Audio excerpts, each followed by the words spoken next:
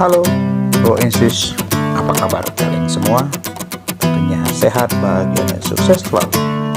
Pada kesempatan yang berbahagia ini, saya sedikit pengen sharing tentang satu festival yang sangat terjaga dan sangat dilestarikan sampai hari ini. Nah, sebentar lagi, tanggal 1 Oktober 2020 merupakan puncak festival itu. Nah, festival itu bernama Festival Perayaan Kue Bulan. Perayaan ini biasanya berlangsung atau dikenal merupakan harinya sukacita masyarakat Tionghoa yang dilambangkan dengan kehadiran bulan purnama penuh berdasarkan perhitungan kalender Imlek. Festival ini jatuh setiap tanggal 15 bulan ke-8. Nah, festival ini merupakan perayaan terbesar kedua setelah Imlek. Pada saat itu, bulan akan berada di posisi paling dekat dengan bumi, berdampingan dengan batas langit dan bersinar dengan warna yang kemerahan. Hal ini akan melambangkan bersatunya pria, matahari, dengan wanita sebagai bulannya. Layaknya seperti yin dan yang dalam filosofi tradisi Cina. Ada sedikit legenda kue bulan ini. Kisah Hao Ying dan Chang'e. Konon di zaman Tiongkok kuno terdapat 10 buah matahari di langit. Orang-orang tidak mampu menahan hawa panasnya. Tanaman mati dan sungai mengering.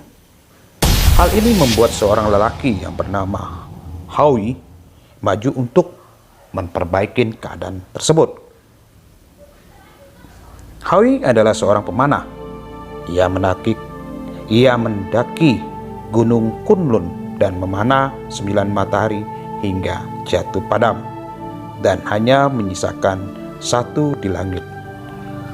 Hao Yi juga memerintahkan 1 matahari itu untuk terbit dan terbenam sesuai waktu yang telah ditentukan. Berkat jasanya, Hao Yi dikenal luas di kalangan masyarakat di saat itu. Banyak orang yang ingin menjadi muridnya serta belajar memanah darinya. Hao Yi juga mendapat hadiah ramuan keabadian dari Ibu Ratu. Pil ini konon dapat membuat orang biasa menjadi dewa dan hidup abadi. Hao Yi memiliki istri cantik bernama Chang'e. Hao Yi tak ingin hidup abadi seperti seorang dewa dan meninggalkan sang istrinya sendiri di bumi. Ia memberikan ramuan obat keabadian kepada Chang'e agar disimpannya. Sayangnya, salah satu murid Hao Yi yang bernama Feng Meng mengetahui hal ini dan berkeinginan untuk memiliki ramuan tersebut.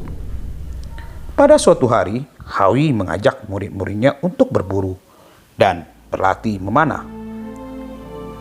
Feng Meng berpura-pura sakit agar tidak ikut sertakan dalam perburuan ini.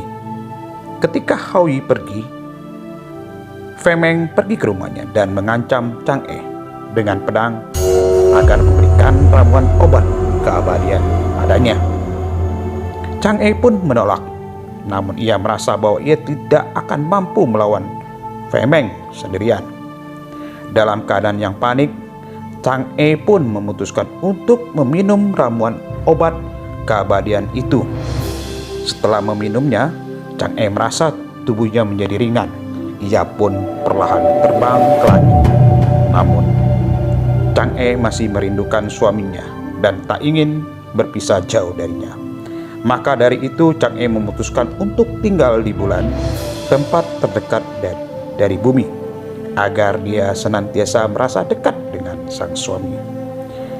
Di bulan, Chang'e ditemani oleh seekor kelinci giok agar tidak kesepian. Hao Yi pun merasa sedih karena harus terpisah dari istrinya. Ketika itu, seorang dewa mengetahui kejadian ini merasa iba.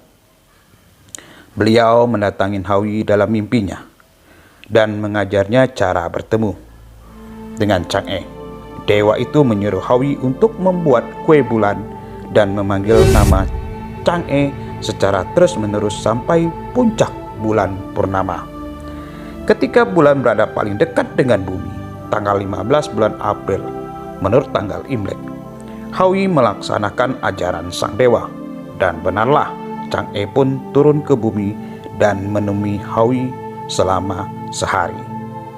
Perayaan festival kue bulan juga tak lepas dari kelinci giok, teman setia Chang'e yang menemaninya selama tinggal di bulan. Kelinci giok bertugas membuat ramuan keabadian, sembari menemani Chang'e agar tidak kesepian. Legenda kelinci giok juga menarik disimak. Ya, berikut kisahnya. Konon di hutan tinggallah 3 ekor binatang, yaitu rubah, kera, dan kelinci. Kaisar Langit ingin menguji kesetiaan ketiga hewan tersebut. Kaisar Langit pun turun ke hutan lalu menjelma menjadi kakek tua yang tersesat di hutan dan kelaparan.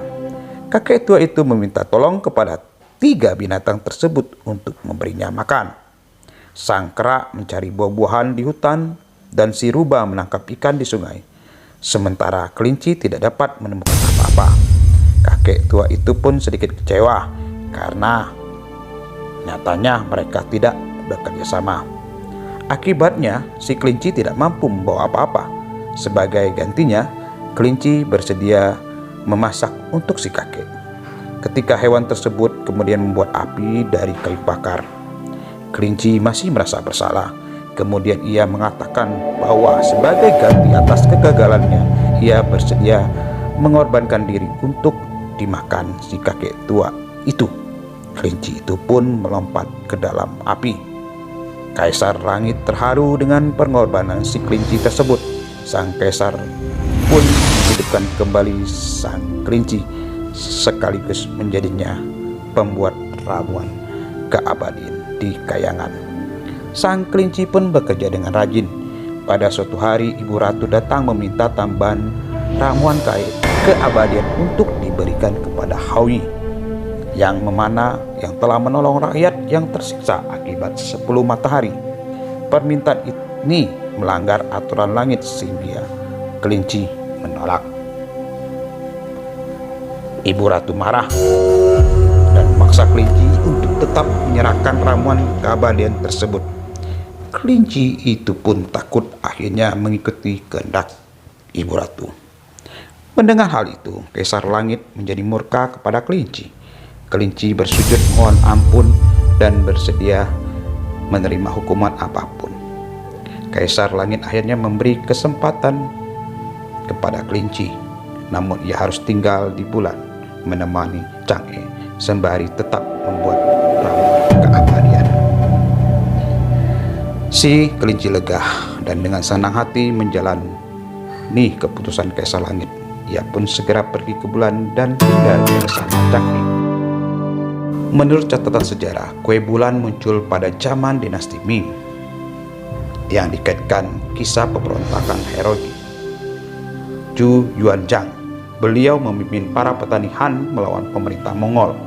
Namun sebenarnya kue bulan telah ada tercatat juga di dalam sejarahnya zaman dinasti Song. Dari sini, kue bulan dipastikan telah populer dan eksis jauh sebelum dinasti Ming berdiri. Versi lain mengatakan cerita lain yang terkait asal-usul festival kue bulan bermula dari Tiongkok saat dikuasai Mongol. Ketika itu, kerajaan Mongol menjalankan pemerintahan wilayah China dengan dinasti Yuan 1280 sampai 1368. Nah, bagi Bro Ensis yang suka baca atau nonton cerita silat, inilah zamannya Sin Tiao Hiap Lu ya, dan buku Koping Ho kalau nggak salah saya pernah bacanya ya. Nah, di mana kota Xiang yang akhirnya jatuh ke tangan Mongol dan seluruh China ada di dalam kekuasaan dinasti baru Yuan. Dalam kurun waktu itu, pemberontakan untuk menumbangkan dinasti Yuan berlangsung terus dan belum pernah berhasil. Akhirnya di kisaran tahun 1360-an timbulan gerakan bawah tanah yang dipimpin oleh seorang petani bernama Zhu Yuanzhang. Beliau memimpin gerakan perlawanan kepada penjajahan Mongol. Juan dan penasihatnya Liao Bowen menyebarkan desas-desus bahwa ada penyakit yang tak tersembuhkan di masyarakat dan hanya bisa dicegah dengan memakan kue bulan yang sudah dipersiapkan secara khusus oleh mereka. Waktu itu kebetulan jatuh pada pertengahan musim gugur, yaitu tanggal 15 bulan 8 Imlek. Ternyata ini adalah satu siasat untuk menyebarkan pesan kepada rakyat agar ikut mendukung pemberontakan menggulingkan pengusaha Mongol. Konon penulis pesan rahasia dilakukan dengan cara khusus, yaitu dalam 4 buah kue bulan dan dikemas dalam satu kotak. Masing-masing kue itu harus dipotong menjadi 4 bagian, sehingga total mendapat 16 potong kue yang kemudian harus dirangkai sedemikian rupa sehingga pesan rahasianya dapat terbaca. Nah, ada juga versi yang mengatakan bahwa pesan rahasia tersebut ditulis di atas kertas dan dimasukkan di tengah-tengah kue bulan. Nah, kue bulan di masa kini, di balik legenda turun-temurun di atas, tersimpan pula budaya khas Tiongkok yang diwariskan hingga masa kini. Perayaan festival kue bulan masih terus dilestarikan hingga kini. Festival ini juga menjadi ajang kuliner yang menarik di Indonesia. Warga keturunan Tionghoa biasanya berkumpul dan membagikan kue bulan ke keluarga besarnya sebagai syarat pereratan tali kekeluargaan atau tali silaturahmi. Kue bulan juga dibagikan kepada teman-teman dan rekan bisnis. Memberikan kue bulan adalah simbol doa dan pengharapan yang baik, yakni harmoni, kemakmuran bagi si penerima. Di Indonesia, kue bulan biasanya dikenal dalam dialek Hokkien, yaitu Gue Piang atau Tiong Chiu Piang. Sementara dalam dialek Hakka atau kue bulan disebut Ngi Tek Piang. Bro Insis, ini adalah sedikit sharing aja bahwa sebentar lagi sekitar tanggal 1 Oktober ada festival tersebut.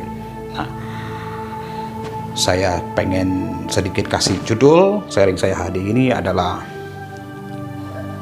perpaduan antara legenda, budaya, dan tradisi.